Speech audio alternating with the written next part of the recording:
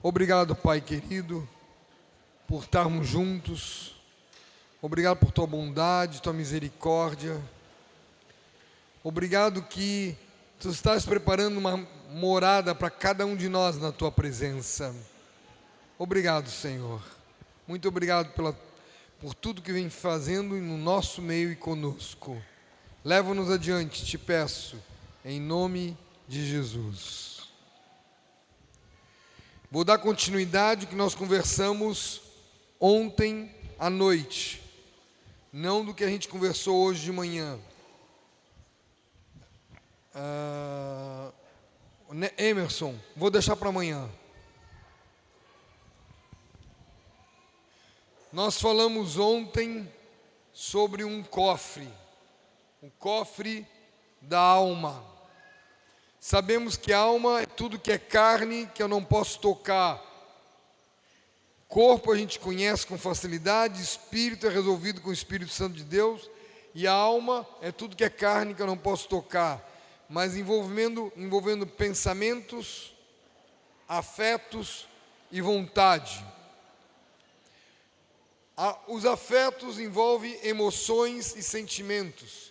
E tem uma coisa sobre emoções que eu não disse ontem, que eu me esqueci, que hoje, conversando com os garotos, me lembrei. Toda emoção produz movimento, ação. A palavra emoção no original em latim é emovere, pôr em movimento. Em inglês, a emotion, pôr em movimento também. Para nós, não tem essa conotação, a gente não percebe, mas emovere, colocar em movimento. Então, toda emoção que você tem, te coloca em movimento, te faz agir, te faz andar. Por isso que eu gosto de ver que a emoção me leva para Deus, uma vez que eu sou uma pessoa redimida pelo sangue do Cordeiro, e vocês são homens e mulheres redimidos pelo sangue do Cordeiro. Então a emoção de vocês tem que apontar para Deus. Toda emoção tem que apontar para Deus. Uma vez que é pensamentos, afetos e vontade, a nossa pergunta é: estão na cruz? Os teus pensamentos estão na cruz? A tua vontade, teus afetos, emoções e sentimentos estão na cruz? A tua vontade está na cruz? Você está inteiramente cravado na cruz? Vamos voltar a isso já já. E hoje nós vamos entrar no segundo tópico. Cadê? Oi. Que é o cofre. Põe para mim aqui. Está ali, ó. Põe aqui. O cofre da fé.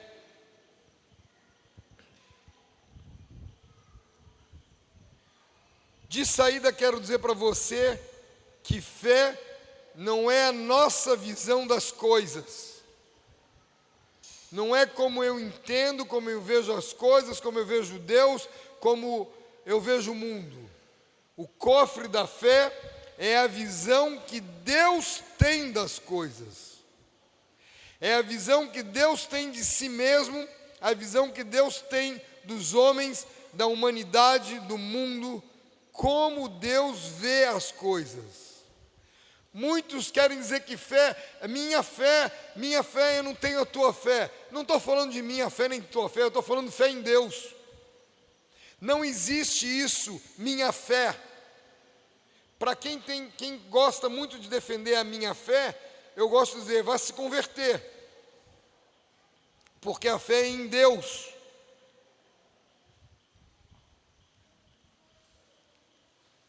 Como Deus enxerga o mundo? Como é que Deus vê as coisas que o mundo faz? Nós sabemos, mas será que a gente tem convicção disso? Romanos 3:4. Romanos 3:4. Não, só vai ser isso. Só, pode deixar, obrigado. É bem pouquinho. Romanos, só mais tarde que eu vou pôr o resto aqui, mas vai demorar bastante. Obrigado. Romanos 3,4: seja Deus verdadeiro e mentiroso todo homem. Ponto. Eu gosto disso, porque ele resumiu. Mas é que eu entendo que Deus quis dizer, não sei. Ei, Deus falou ou não falou? Falou. Então Deus é verdadeiro e nós somos os enrolões. Deuteronômios 32,4. Deuteronômios 32,4. Eis a rocha, suas obras são perfeitas, porque todos os seus caminhos são juízos. Deus é fidelidade, e não há nele injustiça. É justo e reto. Deus é fidelidade, justo e reto. Está muito claro. João 3,33. João 3,33. Deus é verdadeiro. Quem todavia lhe aceita o testemunho por sua fé, certifica que Deus é verdadeiro. Eu estou repetindo algo que eu acho que nem precisaria, mas é só para a gente não ter dúvida alguma. Tito 1,2. Tito 1,2. O Deus que não pode mentir, prometeu nos tempos eternos. Deus não pode mentir. Ele é impossível, não cabe a ele a mentira. Olha que interessante, Deus que não pode mentir. E eu e você, sabemos mentir? E eu e você já mentimos alguma vez? Uma vez só? Não, muitas. Eu não minto. Você pode não mentir agora que você se converteu, que você está no Senhor. Mas antes de você se converter, você foi um mentiroso, porque é natural que os filhos das trevas façam isso. Salmos 62:9.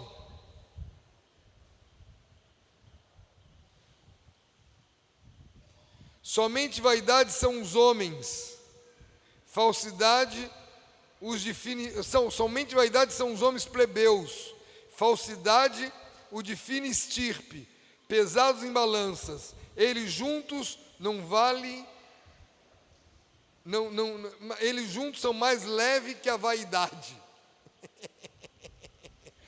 É muito divertido. Olha bem, somente vaidade são os homens plebeus, falsidade os de fina estirpe, pesados em balanças, eles juntos são mais leves do que a vaidade.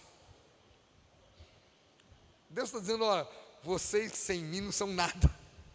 Ponto.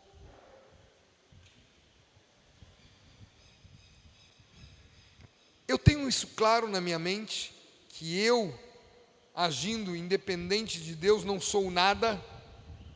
Eu tenho claro na minha mente que eu necessito de Deus para ter conteúdo. É como se eu tivesse uma luva e a mão fora da luva e dissesse para a luva: faz alguma coisa. Ela disse: não posso fazer. Cadê a mão para fazer?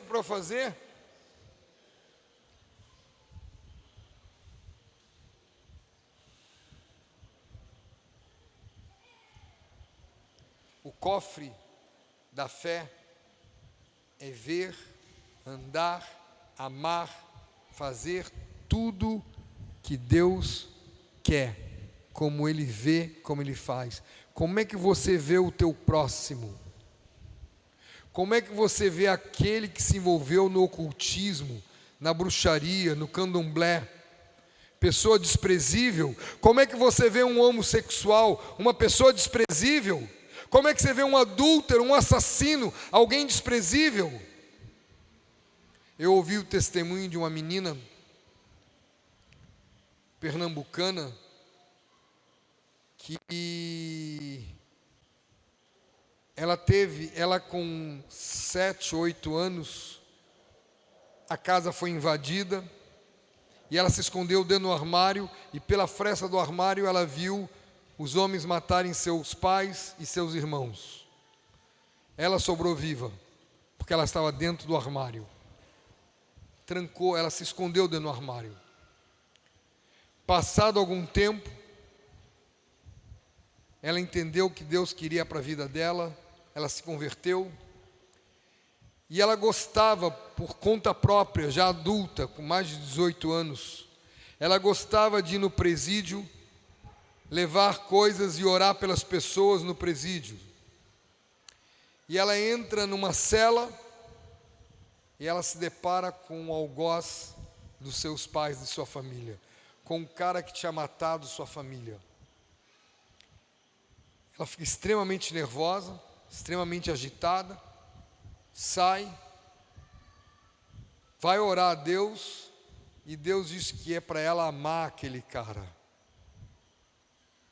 E ela levava um sanduíche para cada preso, para ele ela levava 2 ou 3 sanduíches. Levava um pedaço de bolo para cada preso, para ele leva 2 ou 3 pedaços. Levava uma maçã, para ele 2 maçãs. E um dia esse cara não aguentou, perguntou: por que você me diferencia dos outros? E ela disse: porque você matou meu pai, minha mãe e meus irmãos. E Deus quer te amar. O cara se converteu, mas ele era um assassino, cumpriu pena e morreu na prisão. Você faria isso? Você iria amar aquele que matou teus pais? Isso é ter o cofre de fé no coração. Isso é olhar o outro com os olhares de Cristo.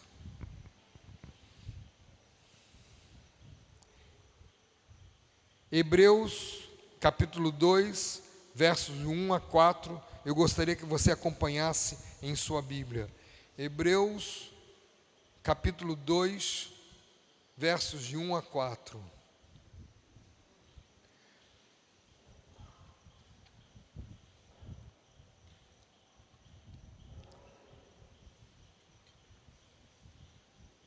Por esta razão, importa que nos apeguemos com mais firmeza às verdades ouvidas, para que delas jamais nos desviemos.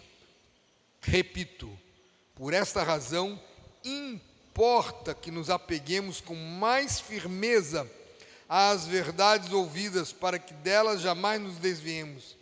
Se, pois, se tornou firme a palavra falada por meio de anjos, e toda transgressão ou desobediência recebeu justo castigo, como escaparemos nós se negligenciarmos tão grande salvação, a qual tem sido anunciado inicialmente pelo Senhor e foi-nos depois confirmada pelos que têm ouvido, pelos que a ouviram, dando Deus testemunho juntamente com ele por sinais, prodígios e vários milagres, e por distribuições do Espírito Santo, segundo a sua vontade. Eu estou apegado às verdades de Cristo. Posso dizer que, além de cofre, eu posso chamar os óculos de Deus. Eu posso falar o sistema operacional de Deus. Nós nascemos com um sistema operacional, e a maioria de vocês sabe o que eu estou falando, se é iOS ou Android, se é Mac, se é Windows. Não é Windows, é Windows. A maioria de nós entende isso, mas quando eu me converto, eu abandono o sistema operacional mundano e passo a ter um sistema operacional divino. Cristo em mim, a esperança da glória. Eu faço isso. Por isso, aquela frase que nós colocamos outro dia, põe uma debaixo da outra, por favor. Eu não sou o que sinto, não sou o que penso, não sou o que os outros dizem que eu sou o que Deus diz que eu sou. Eu não sou o que sinto, o que penso, o que dizem, eu sou o que Deus diz que eu sou. Você vive isso. É a tua digital, aqui Emerson, por favor, pode pôr do lado. Opa, desculpe. É a tua digital isso? Você vive aquilo que Deus diz que você é? fortemente, claramente. É tão interessante que a gente vai a médicos e os médicos começam a dizer: você é isso, você é aquilo, começa a dizer uma coisa. Alguns deles: eu sou doutor, eu ouvi tudo que você disse, mas não sou nada disso. Eu sou o que Deus disse que eu sou. Eu sou nova criatura. Aí um médico foi muito malandro, porque ele viu que eu estava falando com malandragem. Ele respondeu com malandragem: se você é nova criatura, por que você está tão doente? Eu disse: porque Deus está querendo consertar a minha vida e está usando a doença para me dar surra. Aí ele calou a boca. Mas eu não sou o que você disse, eu tenho. Eu não sou doente, eu estou doente. Eu não sou um depressivo, eu estou depressivo. Eu tenho que parar de tomar posse daquilo que Deus não me deu. Deus disse: se alguém está em Cristo, é nova criatura. Temos uma identidade muito bem definida em Cristo Jesus. E precisamos nos apegar com firmeza às verdades que Deus nos falou. Somos nova criatura. As coisas passadas já passaram.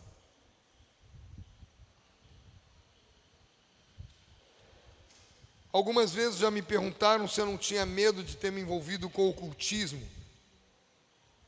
Se eu não tinha medo do inferno. Eu disse: eu não sabia que existia inferno. Hoje, eu não sou nem louco de me aproximar disso.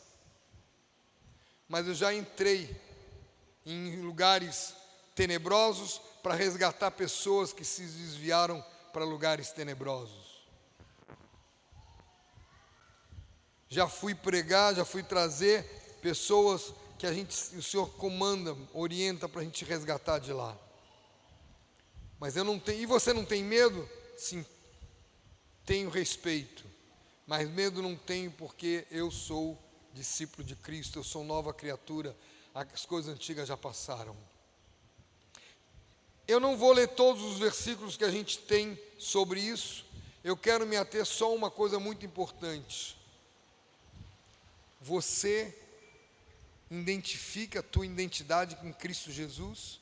Você tem dúvida da tua identidade em Cristo Jesus? Se você tem dúvida, vem conversar com os pastores, vem conversar com a liderança, vamos rever o batismo, vamos rever o que tem que ver. Mas eu não posso ter dúvida alguma, eu sou nova criatura, ponto.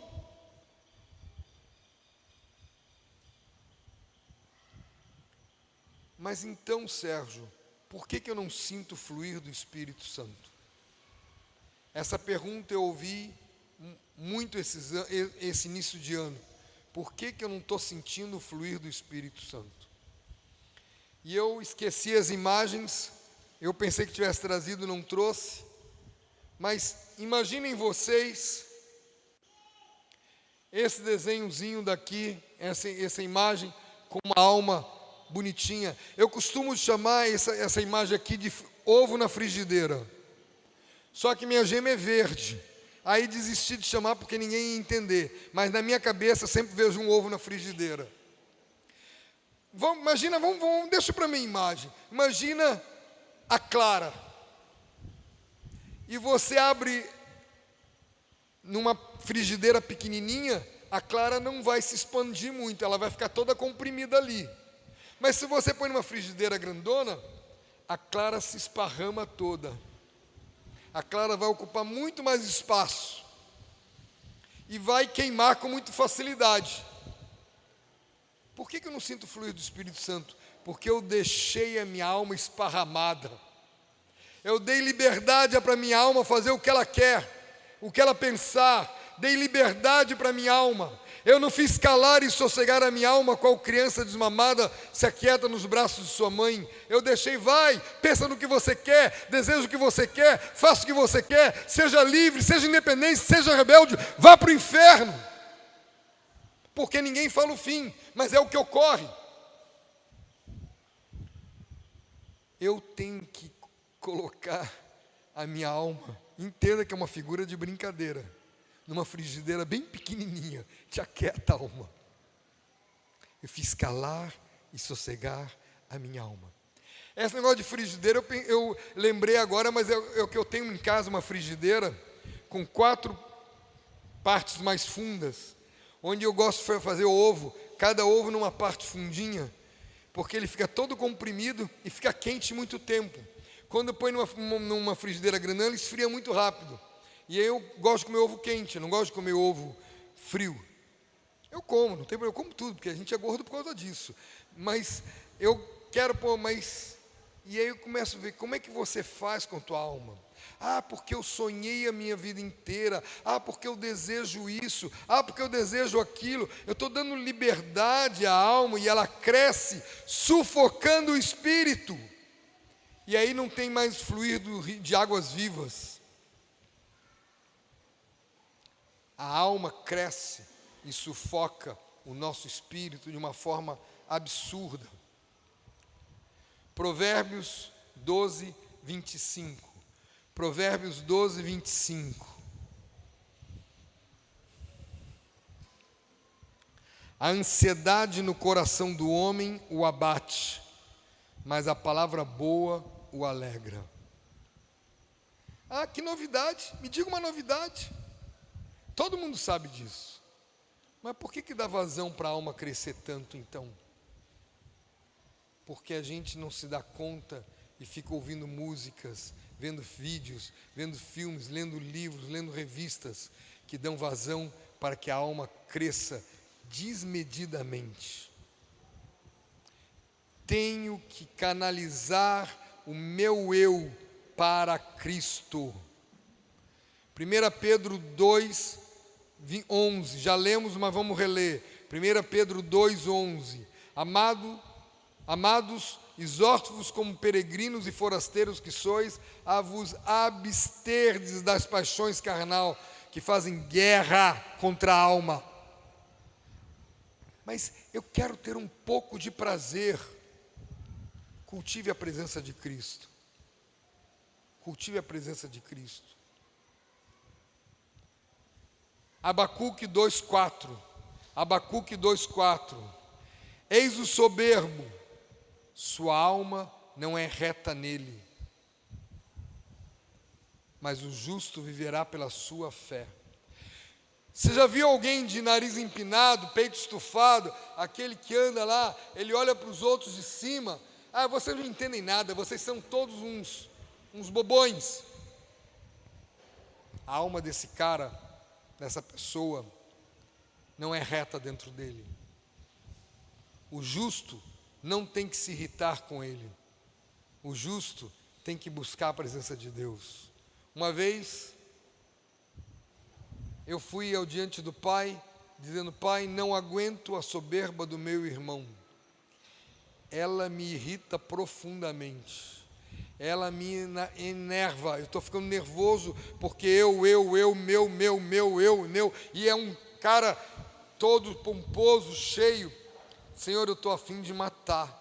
Não é físico, eu não mato ninguém. Matar é deletar. Matar é esquecer do cara, nunca mais considerar o cara. Isso é matar. Matar é falar mal do cara. Matar é fazer maledicência. E eu fui em oração e comecei a orar: Senhor, não estou aguentando isso. E do nada, explodiu no meu coração: o que te enoja na soberba do teu irmão, aquilo que compete diretamente com a tua própria soberba. Eu estou orando pelo outro, eu que apanho. Eu não posso mudar meu irmão, mas eu posso mudar a mim. Eu tirei completamente a lente de aumento sobre o meu irmão, parei de analisar e julgar o meu irmão, tratei de fazer calar e sossegar a minha alma. A soberba dele não me incomoda mais. Continua soberbo? Sim, continua soberbo. Não me interessa mais. É Deus que vai julgá-lo. É Deus que vai cuidar dele. Senhor, tem misericórdia do meu irmão. Converte ele, mexe no coração dele. E foi tão foi tão assustador, quando eu acertei meu coração completamente, compartilhei isso com um pedaço da igreja que nós estávamos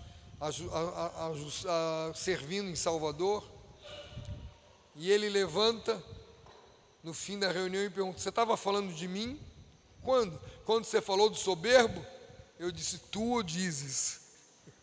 Não sou eu que estou falando, é ele que está falando. Ah, tá. E nunca mais falou no assunto.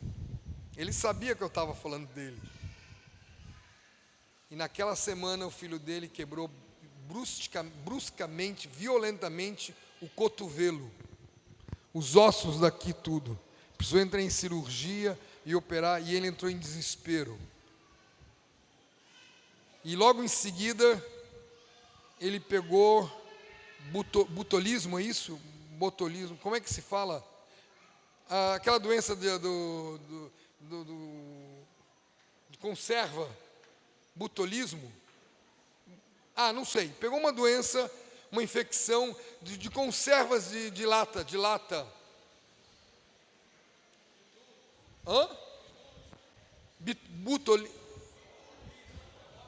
Botulismo, sei lá, eu estou falando errado alguma coisa que não está me soando bem, está me soando estranho. E ele ficou 2 meses em tratamento, e eu disse: Jesus, agora ele entendeu, ele vai se mudar. Ele melhorou, disse: eu consegui vencer a doença, eu fiz, meu Deus do céu, tem misericórdia dele, liberta-o disso. Ele não conseguia ver Deus por trás das coisas. Por que não?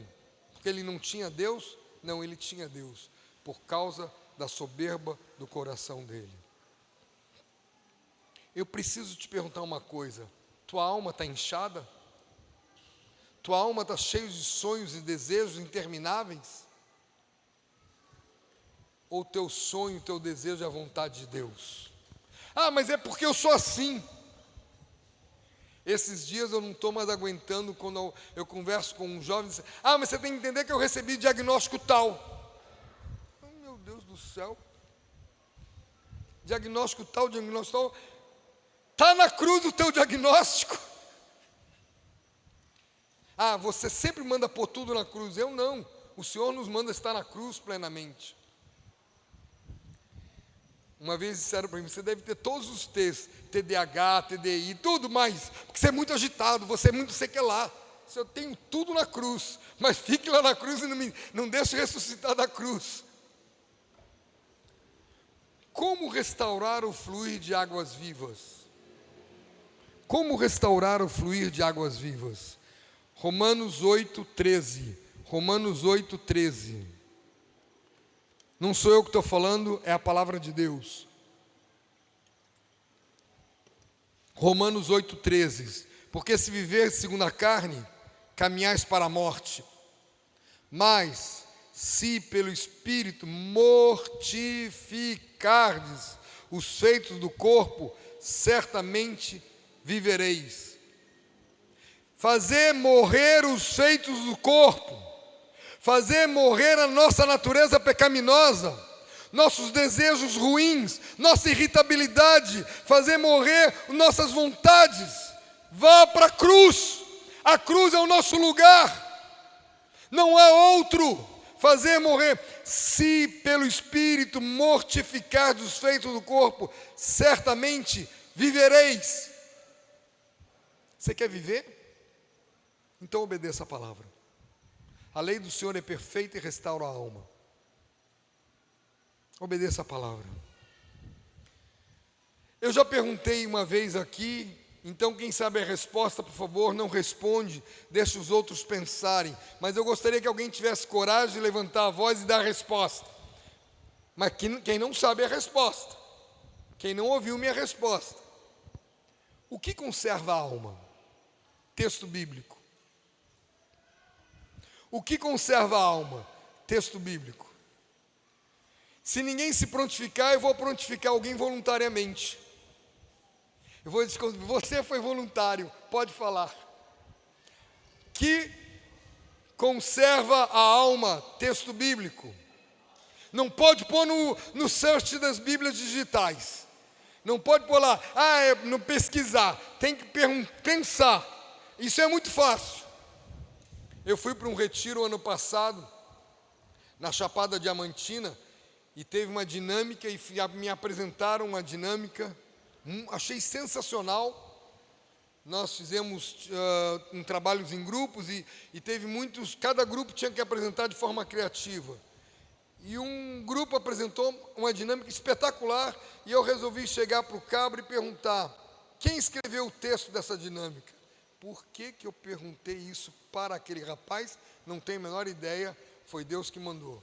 E ele, fulano, por que quem escreveu esse texto? Ele começou a engasgar. Vamos embora, quem foi? Eu pedi para a IA fazer. Inteligência artificial fazer. Eu estou quase sugerindo que os próximos retiros tenham que ser em lugar que não tenha internet alguma. Nenhum meio sinal de internet.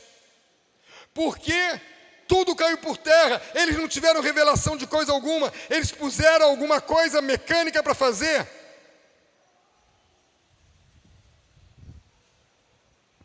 O que conserva a alma? Posso perguntar?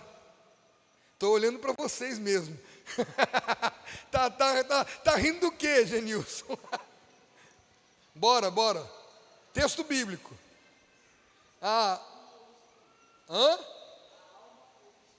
O que conserva a alma? Vai pensando. Vamos para o lado de cá. Não, sim, por quê? Texto bíblico. Não pode dar pesca não. Não entendi nada. Está entre Gênesis e Apocalipse. Você disse o livro certo, mas eu quero o livro, capítulo e versículo. E aí? Procura na tua Bíblia. Eles estão dando a referência certa. Quase certa. O que eles disseram? Está em que livro? Livro de Hebreus, só tem 12 capítulos. É pequeno, dá para... 12 não, 13, né? 12, sei lá. 13 capítulos. Hebreus 10, 39, o último versículo de Hebreus 10. Nós, porém, não somos que retrocedem para a perdição, somos, entretanto, da fé para a conservação da alma. Não é emoção, não é razão, é fé que conserva a alma. Uma pessoa extremamente racional, ela se deteriora na alma. Uma pessoa emocional se deteriora na alma. Mas uma pessoa cheia de fé conserva a sua alma. Fé. Repito, Hebreus 10, 39. Nós, porém, não somos do que retrocedem para a perdição. Somos, entretanto, da fé para a conservação da alma. E Mário costuma brincar que a gente não retrocede nem para pegar impulso. Eu não preciso ir para o mundo para saber das maldades do mundo. Basta andar pela rua. E você? Está se enchendo de fé? Está se saturando de fé? Saturando no sentido químico, não no sentido emocional. Salmo 19, 7. Salmo 19, 7. A lei do Senhor é perfeita e restaura a alma. Tudo isso nós já falamos aqui. A lei do Senhor é perfeita e restaura a alma. Como é que a gente memoriza tantos versos? Porque a gente canta. A lei do Senhor é perfeita e restaura a alma. O testemunho do Senhor é fiel e dá sabedoria aos simples. São mais desejáveis do que o ouro depurado. São mais doces do que o mel e o destilar dos favos. A música é a melhor catequese que tem. Então, cuidado com a porcaria da música mundana que você ouve, porque ela vai servir de catequese também. Se enche da música da palavra. Salmo 103, verso 1 a 5. Salmo 103, verso 1 a 5.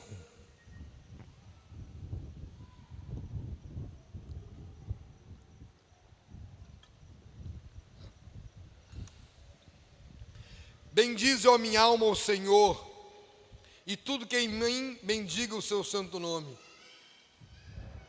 O que é esse verbo? Em que tempo está esse verbo, bendize, ó minha alma?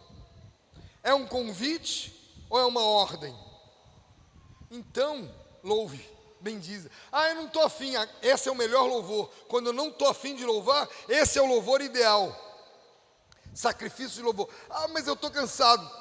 Melhorou mais ainda, sem vontade, cansado. Está no momento ideal para louvar a Deus. Eu estou sem voz, excelente. Sem voz, ninguém vai suportar você, só o Senhor. Pode louvar à vontade.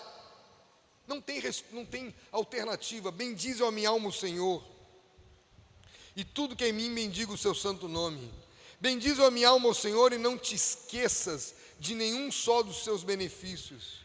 Ele é quem perdoa todas as suas iniquidades, quem sara todas as suas enfermidades. Olha bem, sara todas as suas enfermidades. Quem da cova redime a tua vida, e de coroa de graça e misericórdia. Quem farta de bens a tua velhice. Obrigado, Jesus. De sorte que a tua mocidade se renova como águia. É isso aí, renova, renovando. Bendize, ó minha alma, o Senhor.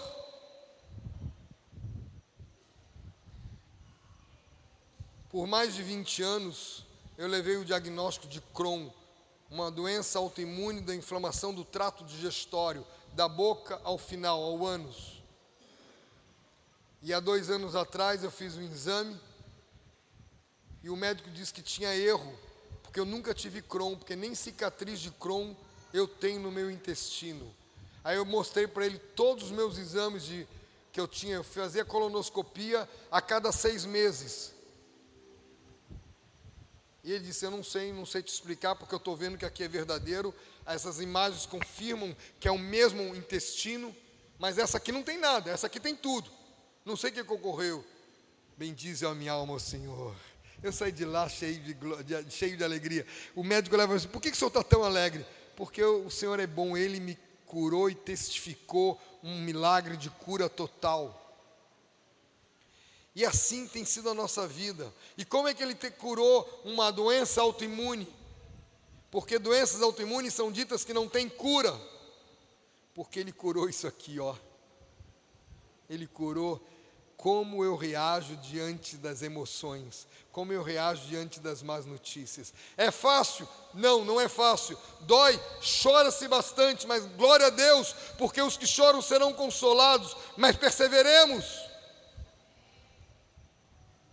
E ele diz: farta de bens a tua velhice, de sorte que a tua mocidade se renova como águia. Então eu quero dizer para vocês que eu sou mais jovem do que muitos de vocês, porque juventude não é física, juventude é cabeça, juventude é fé, é esperança, é alegria, é regozijo. Além do céu azul, aqui esse cântico me leva, me encher de alegria. Além do rio azul, desculpe. Eu sempre falei céu, eu não sei porquê. Eu quero ir para cima do céu, eu estou querendo que o Senhor volte logo, eu estou querendo que a coisa pegue fogo. Não quero mal para ninguém, só quero ver o Senhor. 1 Pedro 2:22. 1 Pedro 2:22. Se você estava com falta de versículo bíblico, não se incomode, eu vou te encher de versículo bíblico para você passar um mês pensando.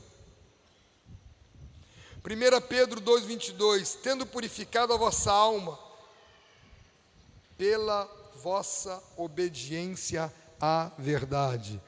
Tendo purificado a vossa alma pela vossa obediência à verdade. Tendo em vista o amor fraternal não fingido, amai-vos de coração uns aos outros ardentemente. Purifica a alma é a obediência à verdade. Não é? Então procura aí que eu estou com essa referência errada. Então, 1 Pedro 2, 22, não é essa? Então eu dei uma referência errada, já acho, um minutinho. Eu estou vendo a cara de todo mundo olhando para mim sem entender nada e não está entendendo.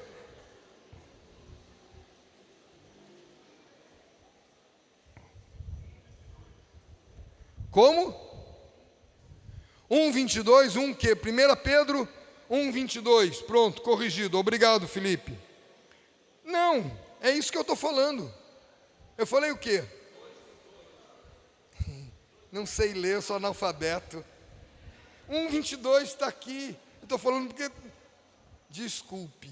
1 Pedro 1,20. É que eu estou empolgado. Eu acho que o retiro está começando agora. Eu estou com uma energia sem fim. 1 Pedro 1,22.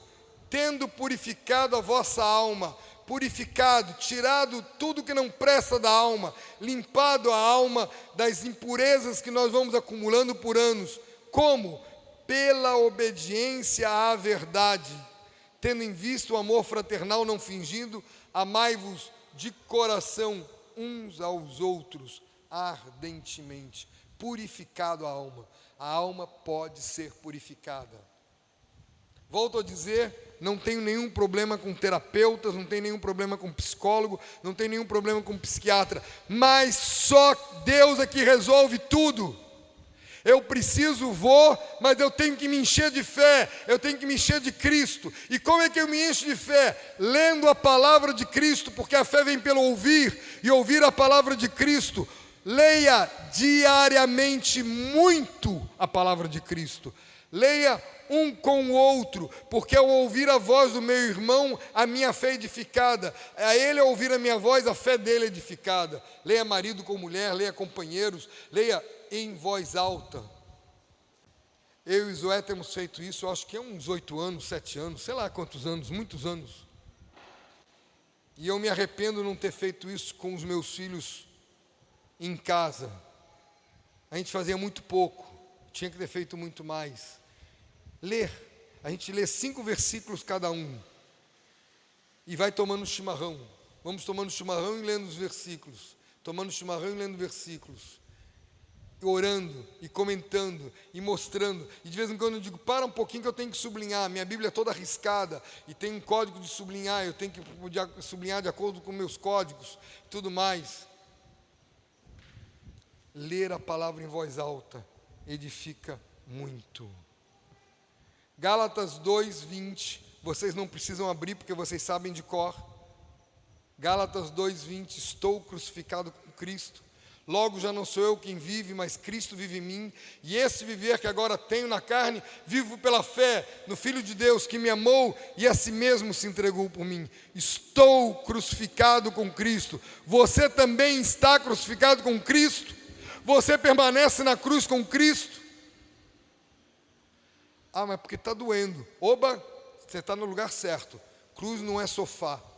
Cruz não é lugar de lazer. Cruz dói. E se cruz não doer, é que você não está no lugar certo.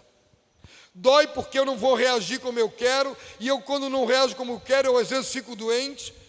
Fique doente, mesmo que meu corpo exterior se corrompa, contudo meu interior se renova de dia a dia.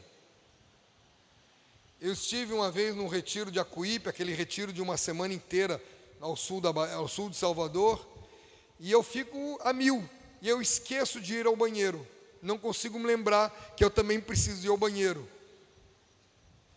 Voltei para casa com muita dor abdominal, e como eu vinha para João Pessoa, naquela época eu vinha para João Pessoa, era bem próximo do carnaval, e eu disse, eu vou para o médico, era um domingo, vou para o hospital, vou fazer um exame, vão ver que não é nada, e vou embora. E de repente o médico chega para mim assim, por favor, chame teu responsável. Sim, presente sou eu mesmo. Não, você era. Eu quero uma outra pessoa como responsável. Mas eu sou de maior. Eu falei feito baiano, eu sou de maior, qual é? Eu sou velho. Sim, chame alguém responsável. Aí eu tive que chamar a Zoé teve que pegar um táxi, porque eu tinha vindo de carro, ela teve que ir para o hospital. Eu estou te internando. Internando por quê, doutor? Suspeita de diverticulite. E eu comecei a rir. Ele disse, você está rindo do quê? Doutor, olha o que o senhor está falando. Eu estou com inflamação do divertido. Diverticulite, inflamação do diverticulite. Você sabe o que é? Eu sei, Tancredo morreu disso. Eu conheço, eu sei o que é diverticulite. Eu não sou macaco novo. E para quem ia fazer uma viagem, eu fiquei 5 dias internados. E foram 5 dias de riso, de alegria, de júbilo. Eu perturbei todos os médicos, fiquei em dieta zero. Eu odeio dieta zero, a tal da dieta zero. Aí eu virava para a enfermeira: molha meus lábios, você vai sugar a água toda. Eu vou sugar como um aspirador de pó. Eu estou com sede. E ria. Eu sabia que não podia sugar, eu não ia sugar. Mas eu tinha que fazer bagunça, eu tinha que alegrar. Não é que eu tinha que alegrar, porque eu sou alegre. Porque dentro de mim mora a plenitude de Deus. Não tem mérito nenhum de nada. O único mérito que a gente tem é a cruz de Cristo. É saber que dentro de nós habita a plenitude de Cristo. Vamos todos, por favor, para o Salmo 131. Eu já falei algumas vezes, mas eu preciso falar de novo.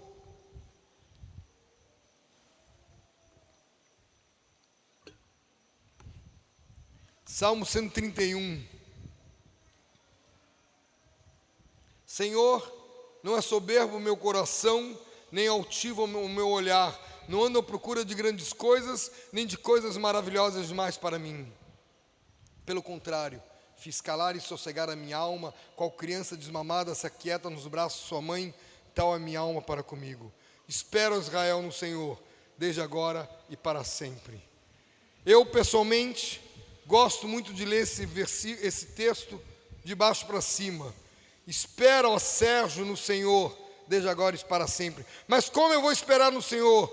Fazendo calar e sossegar a minha alma, qual criança desmamada nos braços de sua mãe. Assim eu tenho que esperar no Senhor. Como eu posso fazer calar e sossegar a minha alma? Não sendo soberbo de coração, nem tendo um olhar altivo, nem procurando grandes coisas, nem coisas maravilhosas demais para mim. Espera, ó Israel, no Senhor, desde agora e para sempre. Eu queria que você lesse comigo esse versículo 3, mas que no lugar do versículo 3, você pusesse o teu nome. E vamos ler todos em voz alta, mesmo que vire uma confusão. Não estou preocupado com confusão, mas eu queria que você pusesse o teu nome, que você desse uma ordem para você mesmo, ok? Vamos embora? Espera, ó Sérgio, Senhor, desde agora e para sempre. De novo, espera, ó Sérgio, no Senhor, desde agora e para sempre. Outra vez.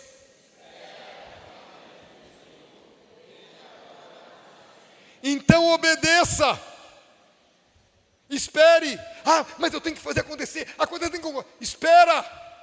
A espera não é passiva. A espera é uma decisão ativa de esperar firme, forte no Senhor. Não é uma passividade. A espera é fazer calar e sossegar a minha alma, qual criança desmamada nos braços de sua mãe. Espera. Nós estudamos, quando a gente recebe o Evangelho, os 3 tipos de homem: incrédulo, religioso e discípulo. Eu gosto de falar incrédulo, fariseu e discípulo, para ser um termo bíblico. Que tipo de homem é você? Você é discípulo? Espera no Senhor desde agora e para sempre. Você é uma discípula? Espera no Senhor desde agora e para sempre. E como é que eu espero? Louvando a Deus, cantando, salmodiando, esperando, me enchendo de palavras. Mas é que tem alguns irmãos que têm um ritmo alucinado como o meu.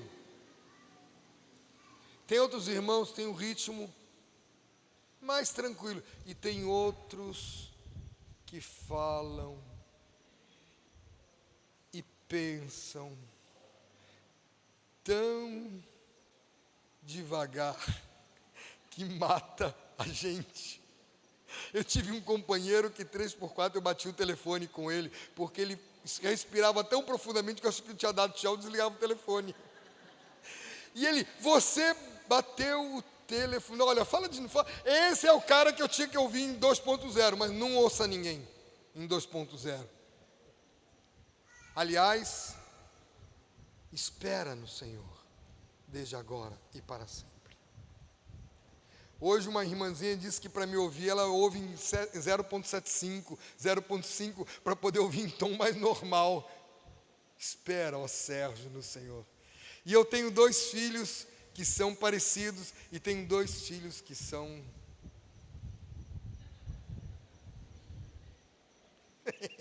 Eu fico alucinado. Eu me lembro que eu dizia, olha, mês que vem nós vamos viajar. Olha, semana que vem nós vamos viajar. Já chegou essa semana? Ai, meu Deus. Cadê a mala pronta? Tem que fazer mala? Eu enlouqueço com essas coisas.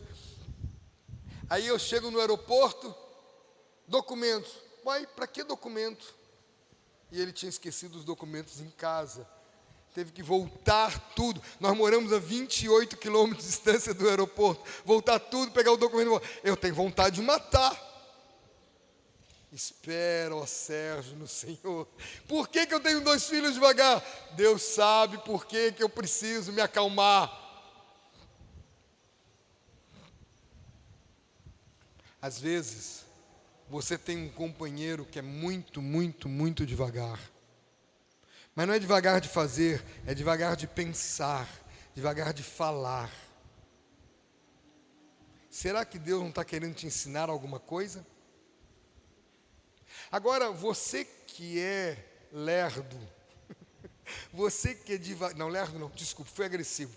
Você que é devagar, será que você não pode aumentar um pouquinho, pelo menos 25% a tua velocidade? Não pode pensar mais rápido? Por que você precisa torturar o próximo? Que tipo de homem você é? Você é incrédulo? Você é religioso? Você é um fariseu? Ou você é um discípulo? O discípulo tem que pensar e falar como Jesus. Agir como Jesus. Não é nem rápido nem devagar.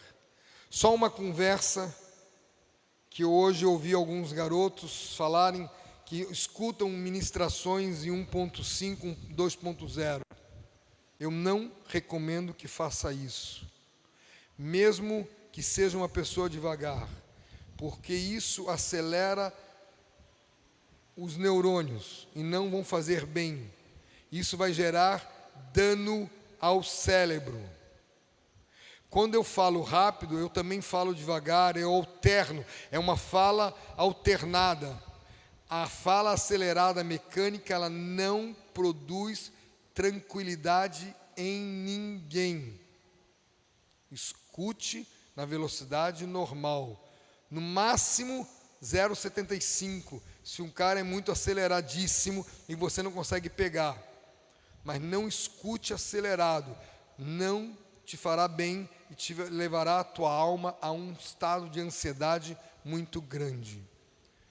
Isso eu tenho lido em neurociências, em pesquisas de neurociências. O dano que a escuta acelerada faz ao cérebro. Marcos 8, 34 a 37. E nós estamos caminhando para o fim. Quer dizer, caminhando, não diz que cheguei no fim. Só estamos caminhando. Marcos 8, 34 a 37. Então, convocando a multidão, juntamente seus discípulos, diz: podemos falar juntos. Então, convocando a multidão e juntamente seus discípulos, disse-lhes: se alguém quer vir após mim, a si mesmo se negue, tome sua cruz e siga-me. Quem quiser, pois, salvar a sua vida, perdê-la-á. E quem perder a sua vida por causa de mim e do Evangelho, salvá-la-á. Que aproveita o homem ganhar o mundo inteiro e perder a sua alma? Que daria o homem em troca de sua alma? Eu queria voltar a ler o versículo 35. Quem quiser, pois, salvar a sua alma, a palavra vida aqui é psique. Psique é alma. Por que o tradutor colocou vida e alma? Eu não sei. Eu costumo ler para mim sempre assim: quem quiser salvar a sua alma, perdê-la-á. E quem perder a sua alma por causa de mim do Evangelho, salvá-la-á. Que aproveita o homem ganhar o mundo inteiro e perder a sua alma? Que daria o homem em troca de sua alma? Tua alma está na cruz. Voltamos ao estaca zero. Tua alma está na cruz. Teus pensamentos estão na cruz. Teus afetos estão na cruz. Você está na cruz. Último ponto, e caminhamos, como eu disse, caminhando para o fim. Dominando os pensamentos ou dominando a ansiedade. Porque a ansiedade é pensamentos aceleradíssimos. Vai gerando ansiedade. Ansiedade é ver o mundo com os meus olhos, não com os olhos de Deus. E o pensamento acelerado. Primeiro ponto: alegrar no Senhor. Filipenses, eu esqueci de pôr referência aqui. Filipenses 4, eu preciso que a gente leia desde mais cedo. Filipenses 4, do 2 em diante. Rogo a Evódia e rogo a Sintique que pensem concordantemente no Senhor. É interessante a gente ler esse texto, porque são duas pessoas, duas mulheres bem diferentes. Evódia significa fragrância agradável. Devia ser uma mulher delicada, uma mulher suave. E Sintique significa com determinação. Devia ser daquelas mulheres assim, pá, pá, pá, pá, pá. E elas eram companheiras. A fragrância com a vontade de comer. A briga montada ali, feita. Mas você é lerda demais, não sei o que lá. Imagina o papo dessas mulheres. Pensem concordantemente no Senhor. A ti, fiel companheiro de jugo, peço que as auxilies. O companheiro de jugo devia estar, estou cansado, essas mulheres estão me deixando louco. Também peço que as auxilies, pois juntas se esforçaram comigo no Evangelho, também com Clemente e com os demais cooperadores meus, cujos nomes se encontram no livro da vida. E ele começa, primeiro ponto para controlar nossa ansiedade: alegrai-vos sempre no Senhor. Outra vez vos digo, alegrai-vos. É dupla orientação porque é urgente. É primeira porque é a primeira coisa importante para nós. Eu tenho que me alegrar com a minha vida, com qualquer coisa que eu esteja passando. Quer eu goste, quer eu desgoste. A alegria tem que fazer parte de nós. Nós temos que ser conhecidos como um povo alegre, não um povo murmurador. Alegria, cheio de gozo. E quando falo de alegria, vai falar em postura. Quando eu falo de alegria, vai falar de um sorriso alegre, formoseia o rosto. Vai ser percebido pelos outros. O que você tem diferente que você está alegre mesmo dentro do hospital? Eu tenho a Cristo. Essa é a fonte da minha alegria. Eu perguntei para uma enfermeira na UTI, por que você é diferente das outras, você é alegre? Você conhece a Cristo? Ela... Você descobriu. O senhor também é diferente. Começamos a falar, e ela descobriu que eu era pastor, e ela então queria me paparicar. Valeu. Foi muito engraçado, porque 3 dias praticamente acordado numa UTI, você vê todo o movimento de UTI. E teve um plantão que foi tão silencioso, eu dormi. Ele disse, tem alguma coisa estranha, por que é silencioso? E eu perguntei para o funcionário, para o técnico que foi me atender, por que vocês estão tão silenciosos hoje? Porque só tem homem aqui no plantão. E realmente não tinha uma mulher. Só Jesus, mande mais plantão masculinos noturnos. Era um silêncio. No outro dia chegou uma funcionária com cabelos africanos, daquele negócio, mas enorme, e ela pôs uma touca, teve que furar para outra touca, furar e para outra touca, eram 3 toucas daquela pilha, às vezes, e as mulheres todas a rir, tudo a conversar. Ele disse, a alegria do Senhor, a nossa força só posso me alegrar porque elas chegaram às 6 horas da manhã, com toda a energia. Alegria do Senhor. B, ou 2, sei lá, ser moderado. Ser moderado. Seja a vossa moderação conhecida de todos os homens. Perto está ao Senhor. Olha o versículo, eu vou ler o versículo desde o princípio. Não andeis ansiosos, não, 5. Seja a vossa moderação conhecida de todos os homens, perto está o Senhor. O Senhor está perto de duas formas, está perto de voltar e Ele está à minha direita, porque eu ponho Ele à minha direita. O que é ser moderado? É mansidão, integridade, suavidade, gentileza. Você é conhecido como? Como você é conhecido? O que eles poderiam colocar na lápide do teu caixão? Um homem alegre, um homem cheio de Cristo, uma pessoa chata, emburrada, rabugenta?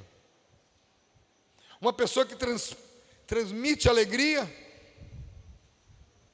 O que pode ser escrito na lápide do teu caixão? Você transfere a suavidade de Cristo para outros?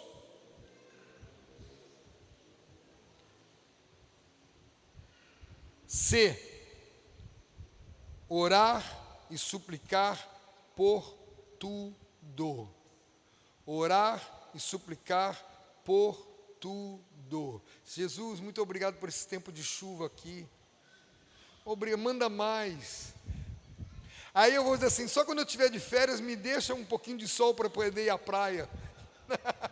Pedir não tem problema. Não andeis ansiosos de coisa alguma. Em tudo, porém, sejam conhecidas diante de Deus as vossas petições, pela oração e pela súplica, com ações de graças. Petições, com oração e súplica. Orar, eu entendo que aquilo que você faz pensando, meditando tranquilamente. Súplica é o desespero. Senhor, tem misericórdia de mim, tem misericórdia. Isso aí, concordo. Eu tenho que estar continuamente orando. Continuamente orando.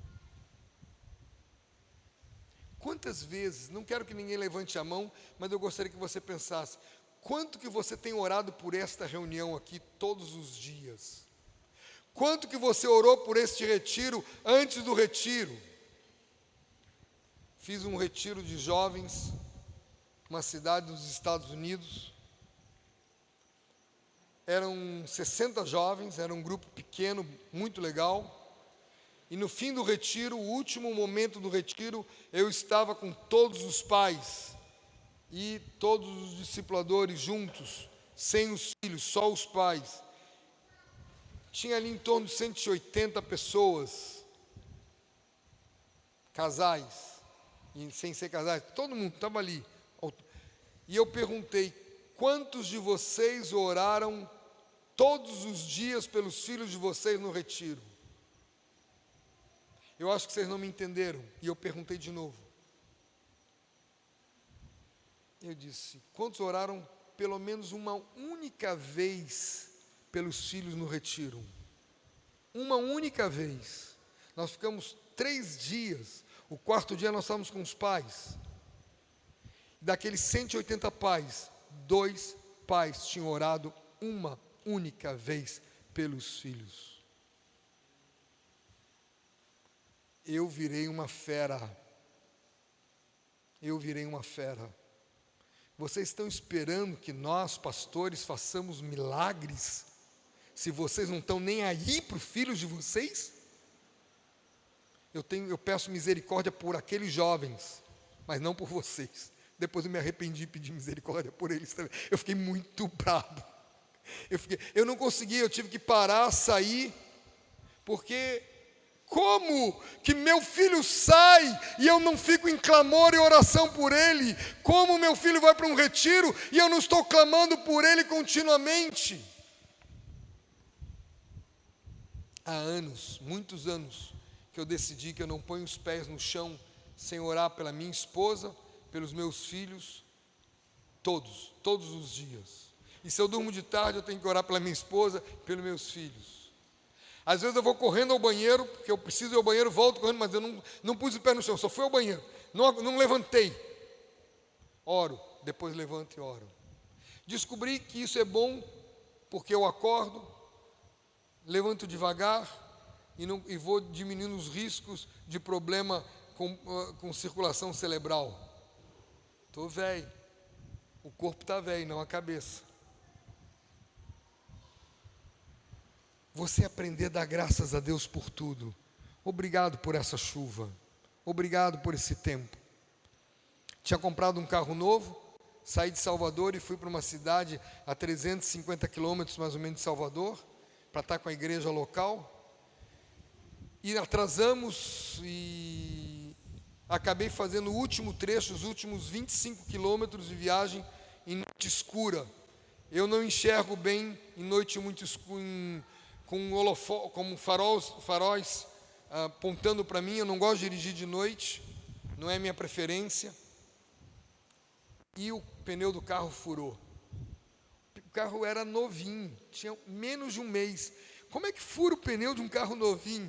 O pneu fura independente se é novo ou velho, não importa. Mas aquela reação, puxa, que decepção. Paramos o carro, saímos louvando, obrigado Jesus, aleluia, pneu furado. Filho, vai trabalhar, vai trocar o pneu. Você tem filho para você mandar o filho trabalhar.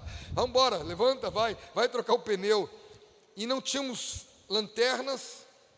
Não, os celulares ainda não tinham lanterna, era com a luz do celular, aquela luz fraquinha. E onde é que está o step do carro? Sei lá, eu comprei o carro há um mês, não tenho a menor ideia onde é que está o step, coisa que eu nunca pesquiso onde é que o step fica guardado. Hoje eu pesquiso mais. E aí descobri que ele estava debaixo de todas as malas. Ah, que simpatia. Esvazia o porta-malas. O carro estava cheio, nós éramos 5 passageiros. Esvaziamos todo o porta-malas, achamos o step. E o macaco, e a chave, aquilo tudo. Levantamos, arrumamos tudo, e rindo, e louvando, e cantando, e louvando a Deus o tempo todo. Pusemos tudo no carro, fomos com as lanterninhas fracas, ver se nenhuma peça de roupa, nenhum sapato, porque quando você viaja de carro, você sempre gosta de ter uma sacolinha extra. Não, o sapato não deu aqui, vai ali. Para mim tudo tem que estar em sacola, fechado, lacrado, mas não adianta, família é família, vamos assim. Entramos no carro, acendi os faróis e passa por mim um carro. Vum! Pum! Batida violenta de carro. A poucos distância de nós. O escuro estava total. Saímos muito devagar. Um silêncio total. Quando nós vimos um carro atropelando 5 vacas. O cara ficou inteiro, ele estava sozinho no carro, ele não aconteceu nada, mas o carro dele acabou completamente. E a gente dizendo, Jesus, obrigado pelo pneu furado. Obrigado porque tu furaste um pneu novinho. Ainda tinha que lembrar que era novinho. Como é que é você? Você se alegra com tudo? Ano passado, foi o meu louvor mais difícil que eu tive. Eu cansado, saindo de um retiro de São Paulo, voltando para Salvador, e tendo que seguir viagem para o norte do país, 5 dias depois, eu fixei o horário de chegada em Salvador como horário de saída de São Paulo, e eu perdi o voo. Nunca perdi o voo em toda a minha vida, primeira vez. E perdi, está perdido, tem que comprar nova passagem. Aí o louvor foi difícil, porque eu tive que comprar uma passagem para mim e para Zoé. Ida e volta, a igreja local tinha gasto R$3.000. Eu volta, gastei R$7.000.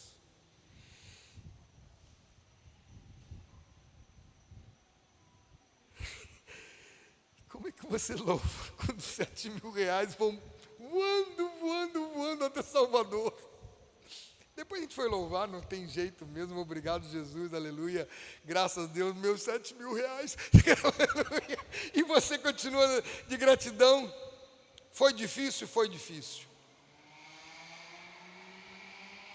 Para ser honesto, não foi 7.000, foi 6.890. 7.000 para mim, do mesmo jeito, porque eu gastei de Uber para mudar de aeroporto 120. Como é que a gente louva o Senhor? Na hora que a gente menos quer louvar, é a hora que mais precisamos louvar ao Senhor.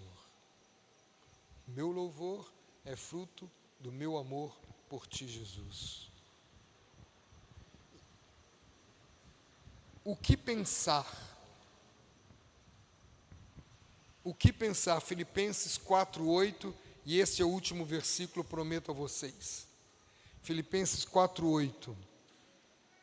Finalmente, irmãos, tudo que é verdadeiro, não com nossa fantasia, nossas criações, tudo que é verdadeiro, Jesus, tudo que é respeitável, que produz honra, não pensando mal do outro, não discutindo mentalmente com o outro, tudo que é justo, justificado pelo sangue do Cordeiro, tudo que é puro, sem sensualidade, sem segundas intenções, tudo que é amável, aceitável, tudo que é de boa fama, fora qualquer aparência do mal. Se alguma virtude há, destacando a excelência das coisas, não o erro, cuidado com as críticas. Se algum louvor existe, adoração a Deus, seja isso que ocupe o vosso pensamento. Queridos, aqui tem tudo que a gente precisa para não viver, para viver sem ansiedade, olhando o presente, dançando, rindo, cantando, se alegrando, deixando o Senhor fazer o que Ele quer fazer na vida de cada um de nós. Precisamos ter a mente de Cristo. Pai querido, muito obrigado, Paizinho, pelo Teu amor. Muito obrigado por Tua bondade. Leva-nos adiante. Eu te peço, em nome de Jesus. Essa camiseta que eu estou usando, ela é de propósito por hoje, porque ela é Romanos 12:2. Romanos 12:2. Eu vou ler desde o versículo 1, porque é o que a gente memoriza com facilidade. Rogo-vos, pois, irmãos, pelas misericórdias de Deus, que não vos conformeis com este século, mas transformai-vos pela renovação de vossa mente, para que experimenteis qual seja a boa, agradável e perfeita vontade de Deus. E não vos conformeis com este século. Por favor, amados, não tomem a forma deste século, mas transformai-vos pela renovação, renovar, novo da vossa mente, hoje e sempre. Obrigado pela paciência, um beijão em todos. Até amanhã, e amanhã vocês se veem livre de mim temporariamente. Um beijão.